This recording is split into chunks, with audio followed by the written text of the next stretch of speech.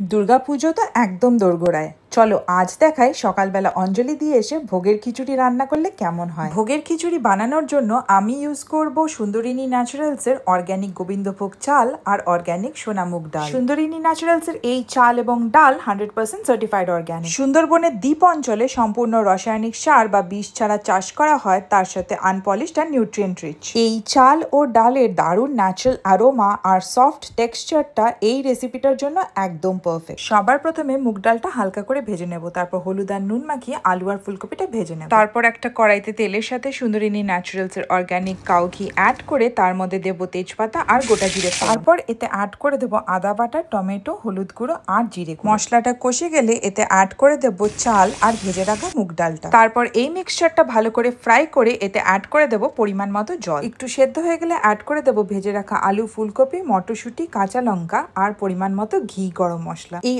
অসাধারণ খিচুড়িটা পরিবেশন করব পাঁপড়, বেগুন ভাজা আর আলু ভাজার সাথে। এটা কিন্তু অষ্টমীর দিন পরিবারের সাথে খাওয়ার জন্য একটা পারফেক্ট রেসিপি। তোমাদের এই ভোগের খিচুড়ি কেমন লাগে আমাকে জানিও। আর সুন্দরিনী ন্যাচারালস এর এই অর্গানিক প্রোডাক্টগুলো পারচেস করার জন্য ক্যাপশনটা চেক করতে কিন্তু ভুলো না।